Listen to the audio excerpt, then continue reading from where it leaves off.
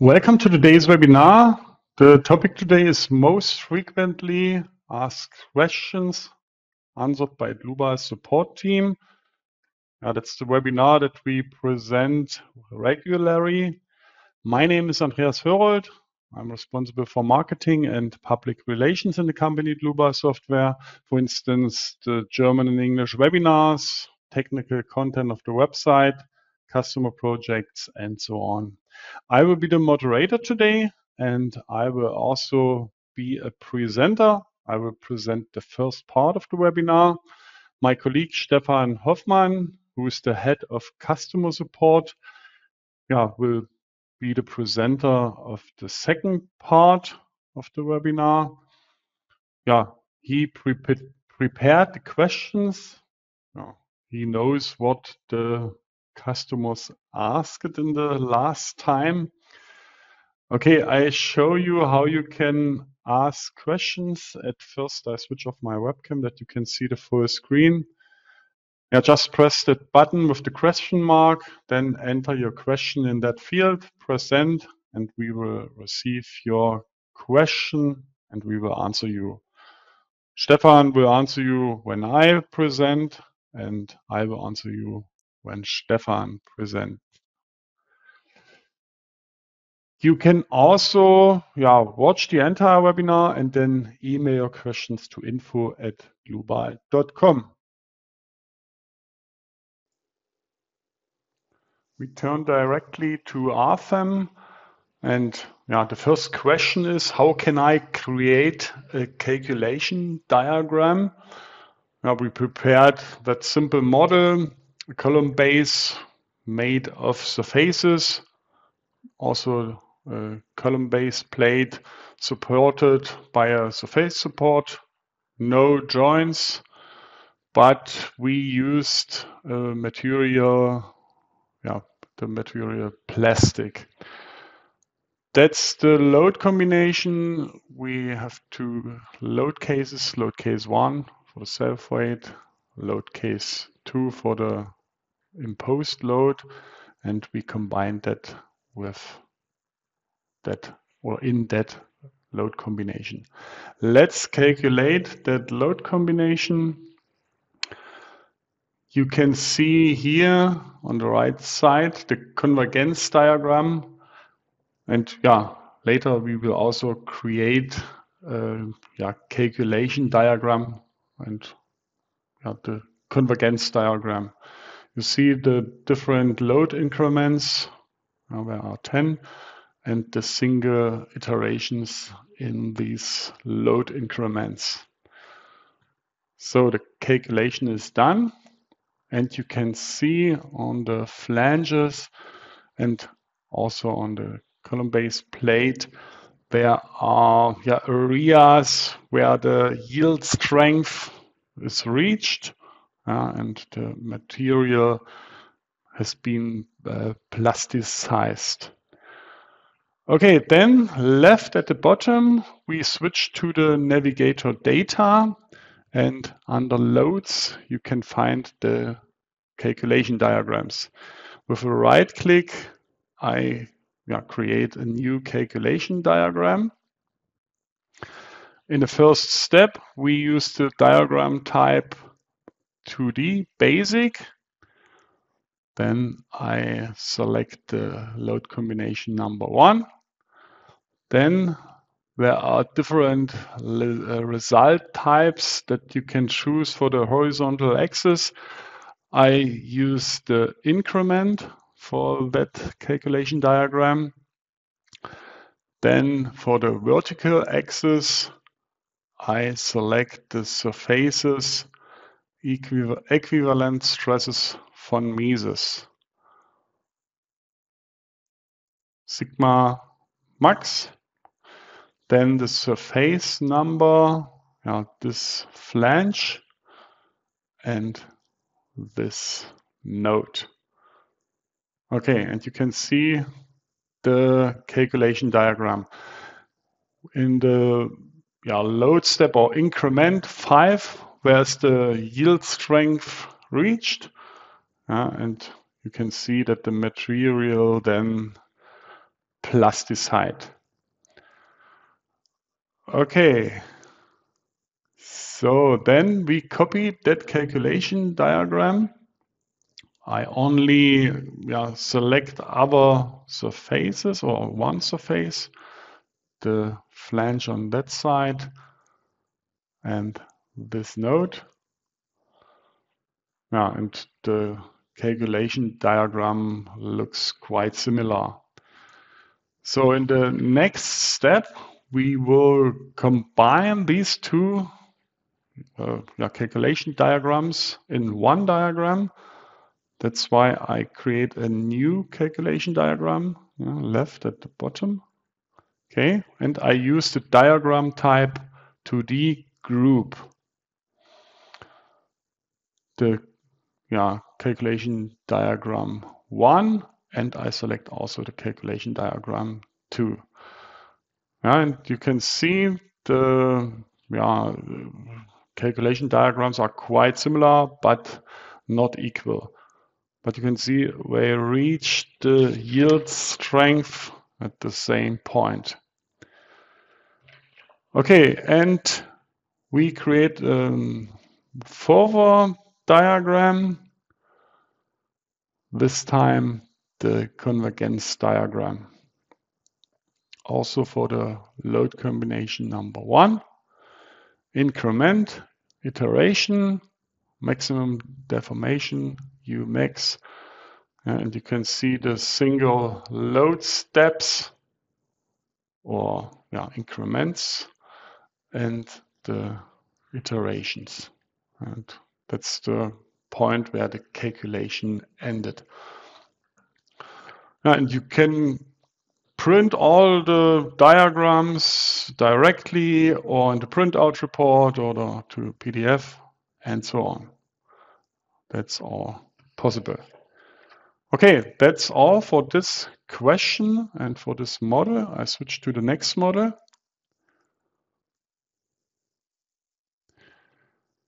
The next question is, can I also optimize parametric cross sections? Yes, that's possible. This is a parametric cross section. We can see that when we turn to the navigator data and I double click on the section, you can see it's a parametric thin-walled cross section. And let's optimize that cross section. First, I have to start, or I have already done the steel design. You can see there's a overloading, and we want to optimize that cross section. So then we turn to input data, then to sections, and we want to optimize the cross section, and we can do that in that field here. Okay. You can optimize according to different parameters, the height, the width, the thickness of the flange or web. In that case, we would like to optimize the width. Maybe because that should be the maximum height, but we can increase the width.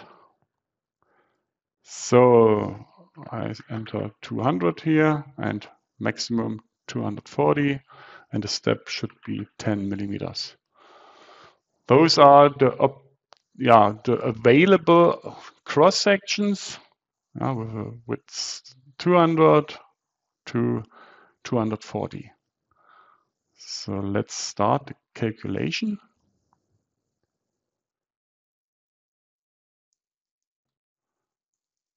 Okay, and now you can see there's no overloading anymore. 69% is the design ratio, or 0.96. Okay, but what we need to do is to transfer the optimized cross-section to the global model. At the moment, we only use the optimized cross-section in the steel design, but not in the global model. But we have to consider the new cross-section in the global model. Yeah, for example, you have a higher self-weight, yeah, and a higher stiffness. Okay, we do a right-click here, then use optimized section in model. Okay, so and we have to run the calculation again.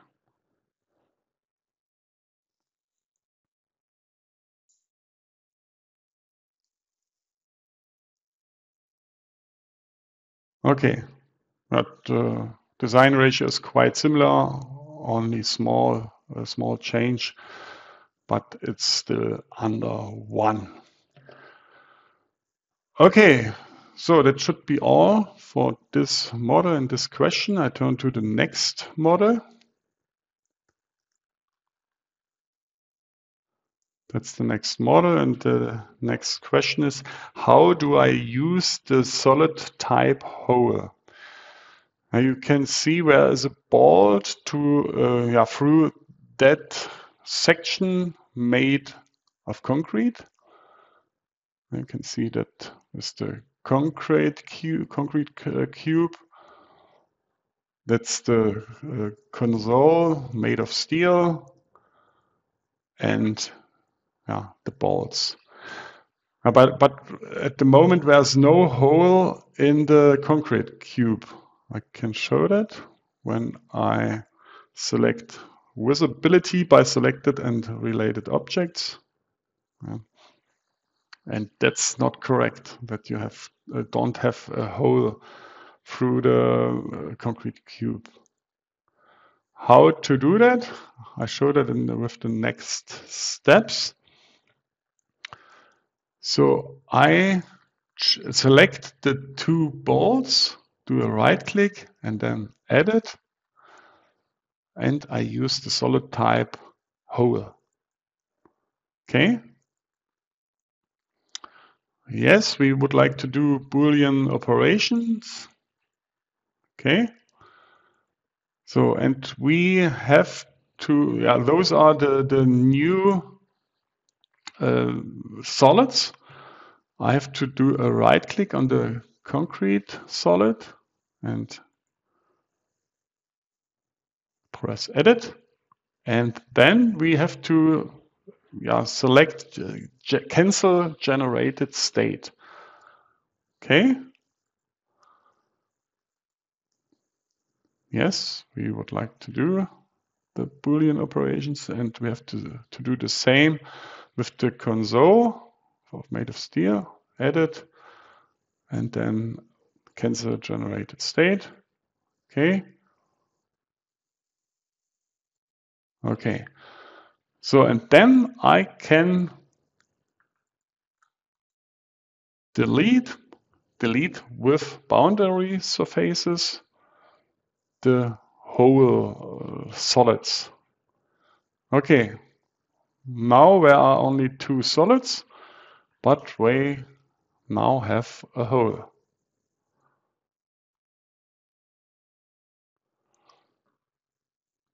So let's undo that. Okay, that's the other possibility. I can also select both solids with the solid type hole, then right click, edit, and I select here standard, material steel, and now where are the bolts made of steel? They go through the concrete cube. And the concrete cube has got still a hole. I can show that. You can see the hole.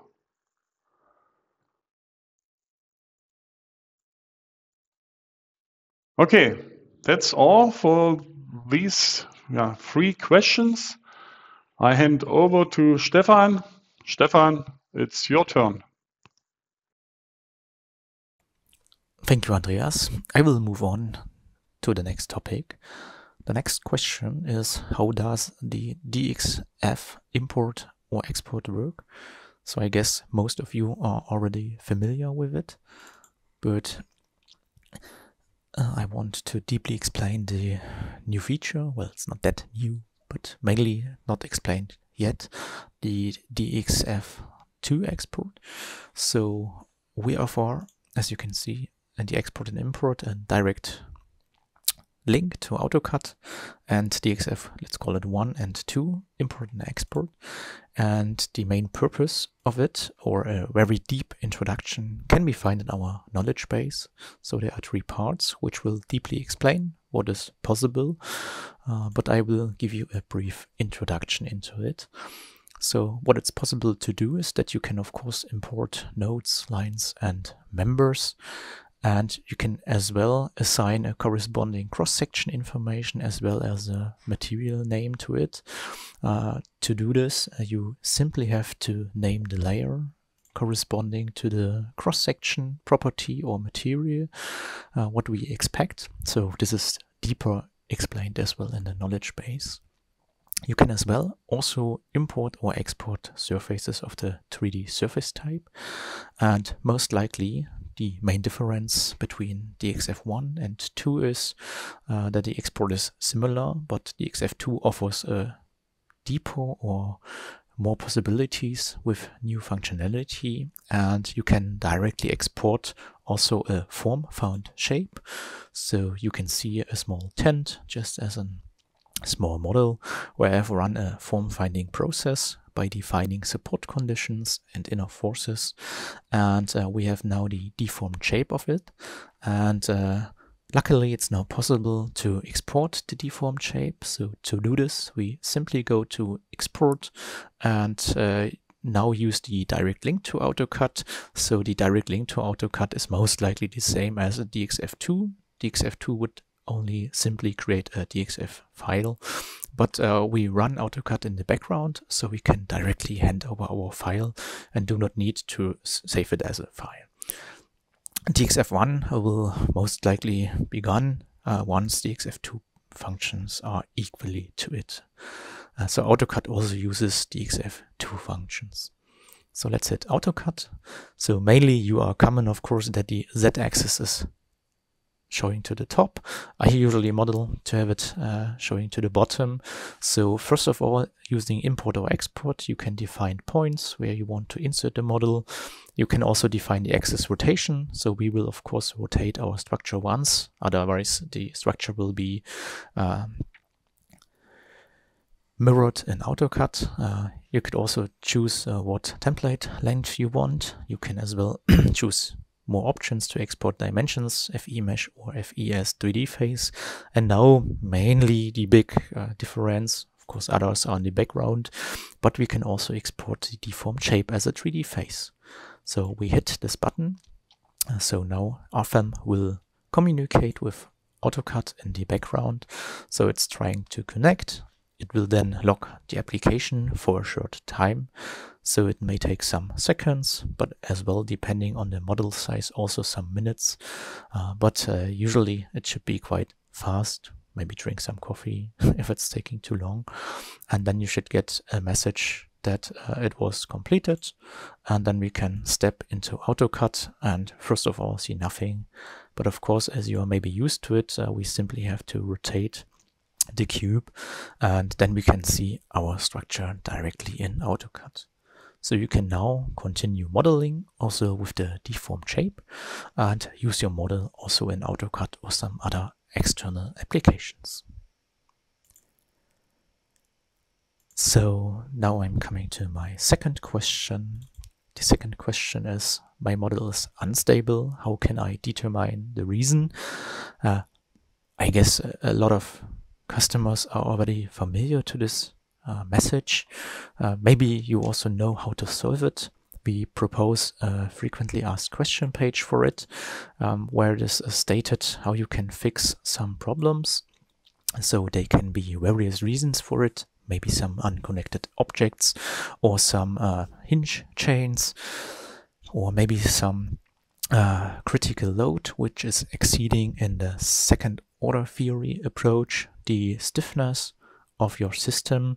So I would like to point out some possibilities on where you can evaluate the model in order to check what may be the reason for it.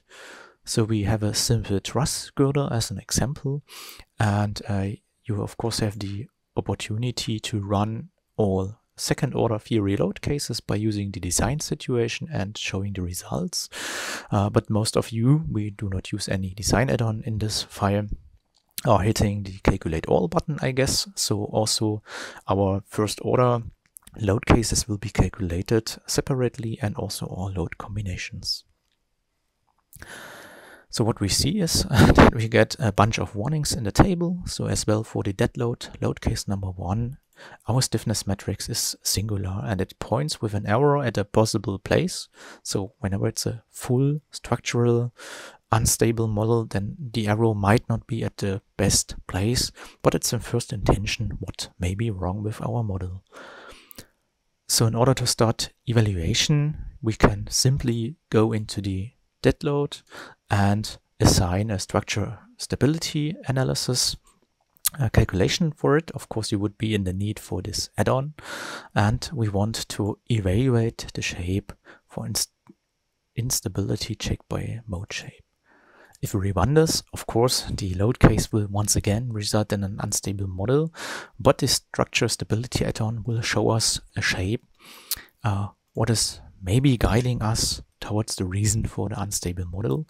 As you can see, it's at one of the point where also our arrow was pointing to, and we can see that the members deform quite a lot. So of course you could now stabilize your truss girder, but usually it's only stabilized at the top with some links. And of course I am known to my model, but such a shape may be, if it's also in theory first order, a sign that you have maybe a hinge chain, so too many member hinges, or maybe you're using a wrong member type. And in our case, it's actually the wrong member type, because we have currently only the graphical representation of cross sections colored, but we can change that, of course. And so let's see what we have as member types. And I guess the known user will directly see the reason. We have beams and truss members, and the truss has a hinge at start and at the end. And maybe because we did not pay a lot of attention to it, our upper chord, our down chord was modeled with truss members as well. So we have, of course, 4 members, 4 hinges, so a hinge chain, and we can quickly fix this by assigning, of course, a normal beam to these places.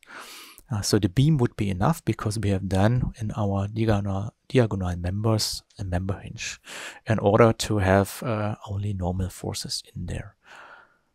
Okay, so we can run the analysis again by hitting calculate all. And now, of course, I know it's stable now.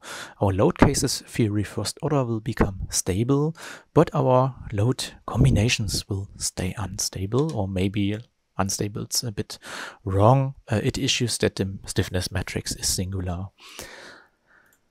So now the point is it's running first order, and second order it's not running. So this may be an intention that the critical load factor is exceeded. So loads are too high, or the stiffness is too weak for the loads we put on our system, that the deformation and then the additional moments will be too much for our members or our structure. In order to determine this, the quickest move is that you just copy one load combination which is unstable and assign this to a first order analysis, and then we can assign once again the structure stability add-on, but this time we do not use the mode shape without loading because it can be calculated. You can see the CO9 theory first order will be able to be calculated, and we want to check for a critical load problem. So if the critical load factor exceeds 1, the structure is stable. If it is below 1, the force is too high. And if we check for this load combination, we can see that the factor is only 0.66. So this means that our upper chord is too weak for the loads we are putting on it. Of course, it's an example what I created.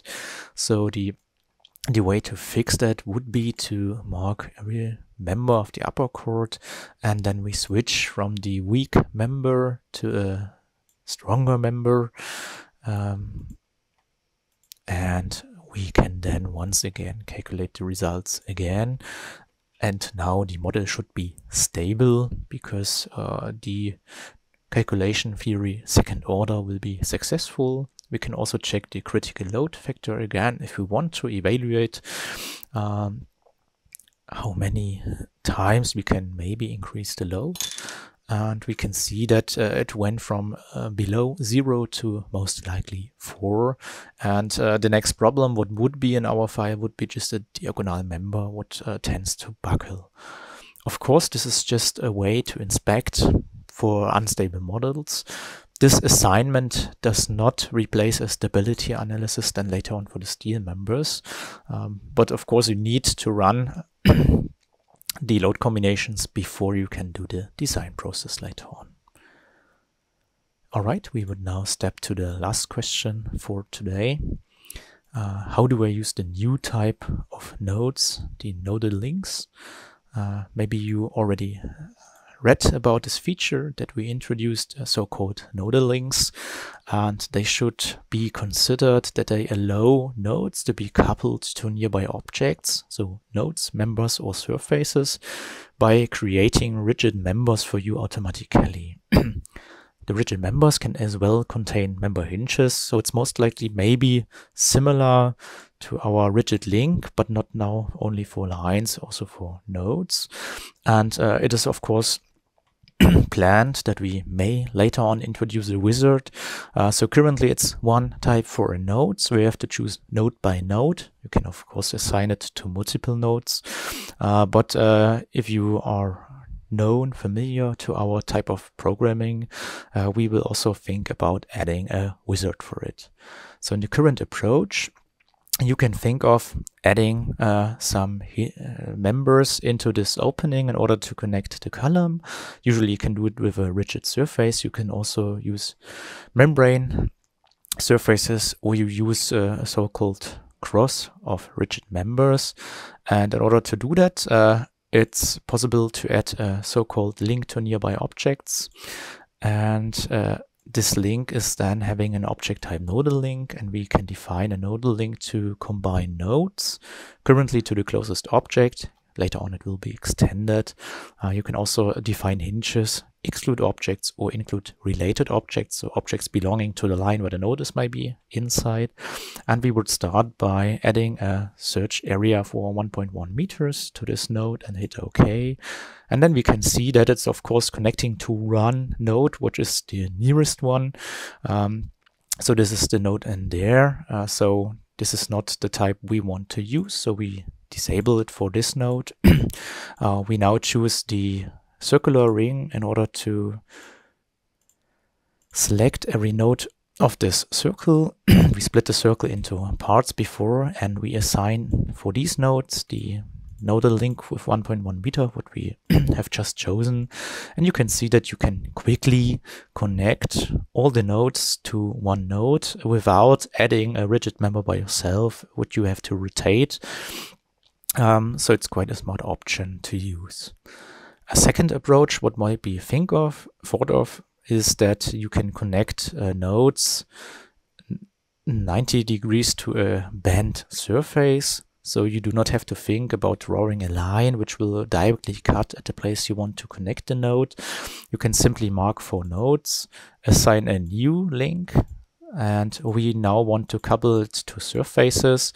And if we hit now 20 centimeters, nothing will happen because I know it, it's far away than 20 centimeters. So we do, for example, like 2 meters. And if we hit OK, you can see that the nodal links are linking the nodes perpendicular to the surface at the point of the bending. So there's more improvement to be done in future for us. So you can also think about if you have small gaps due to CAD import, you can couple directly them without doing any other stuff, maybe if the wizard is introduced. So keep on track. Thank you for your attention, and I will now hand back to Andreas. Thank you, Stefan, for your presentation. I have an additional hint. You can book our online courses. For example, for Rfem 6, that's the course for beginners. Then the Eurocode 2 course for the reinforced concrete design. Eurocode 3, the steel design with Rfem 6. Then on the next slide, you can see the Eurocode 5 course for timber design and also course packages. Just scan the QR codes in the middle, or you can click on the links at the bottom for the prices and more information. An additional hint, you can get the single courses for free when you send us a customer project, and when it is published, you can get as a gift such a single course. Also, that means Rfem 6, Eurocode 2, Eurocode 3, or Eurocode 5. Just write me an email to info@dlubal.com, and I will answer you and write you what I need for materials. There's no much work for you, but you can do advertising for your company, for your project, and additionally, you will get such a free course. Okay, that should be also all from my side. I thank you for your attention. Thanks to Stefan for the preparation and for your part of the presentation. I wish all a nice rest of the day. Bye-bye.